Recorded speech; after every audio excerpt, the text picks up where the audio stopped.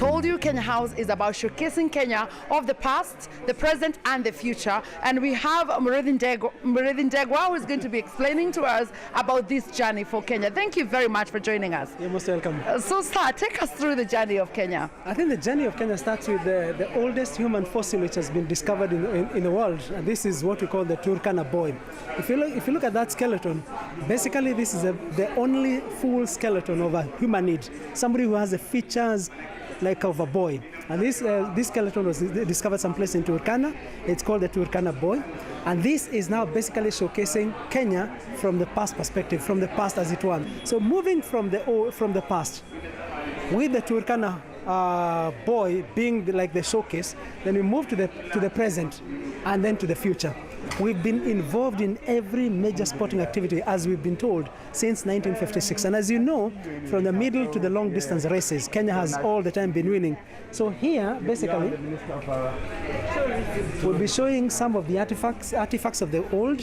And then on this particular panel here, we're showcasing somebody called Kipchoge Keino, whom every person in the world would know that this is a person who is basically the epitome, the representation of Kenya when it comes to athletics. Now here, he was actually being awarded, he was coming to showcase the gold medal he won in 1968 during the Olympics to the former president, the late president of Kenya, the founding father, President Jomo Kenyatta. And we move on again. From the past, we now move on to the present. Now, in terms of the present, Kenya, obviously, because of the rate at which we are developing, we are looking at having we are having power to drive the economy. And this is just simply showcasing the capacity of Kenya's Olkaria geothermal plant, which is basically going to be producing about 212 megawatts of power in 2011. And this is specifically to help Kenya develop from the perspective of having enough energy power, enough power to drive the country. Yes, thank you. I mean, tell me where in the world you'd find this kind of stuff? Wow. This is in Kenya. Tell me again where you find this kind of kangas that have world over people have come to know as a Kenyan brand. And then there's a famous Kisii soapstone. We have some covers in a place called Kisii. Kisii is in the Nyanza province, which is in the western part of the country, near Lake Victoria, as you'd know. Lake Victoria is the second largest freshwater body lake. Now, they are famous for this kind of carvings, and they have done carvings showcasing the people. They have done carvings that people use sometimes for playing Scrabble, chess, and so on and so forth. So basically, this is simply showcasing some of the artifacts. If you turn around, thank you very much, you see what Kenya is world over famous for: our coffee and our tea.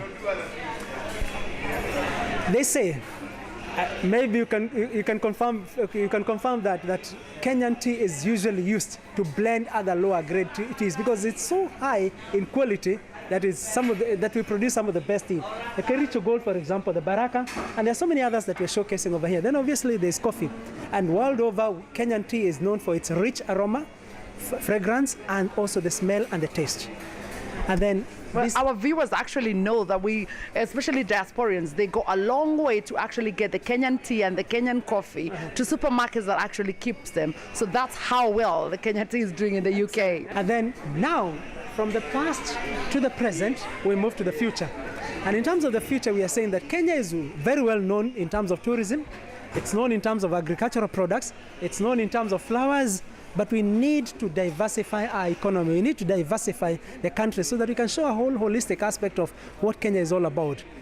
World over, people would know that the first place where mobile money transfer was done was in Kenya. And that's an innovation that we are proud about. That's an innovation that we appreciate came from Kenya. So we are saying that the next level, which is now the future, is technology. And when you look at this place over here, we'll be showcasing the investments of the future. And one of the major investments is our flagship Jomo Kenyatta International Airport.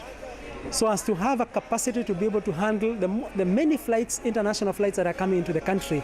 In fact, at the point when it's complete, the Terminal 4 and the Greenfield will have a throughput of about 20 million transit passengers, which by all means is quite a heavy capacity. And that will obviously help us to decongest the national airport, that's a Jomo Kenyatta International Airport.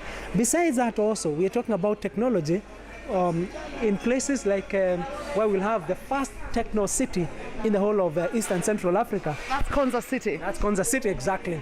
Basically, we are saying that this, in future, would expect it to be the Silicon Valley of Africa.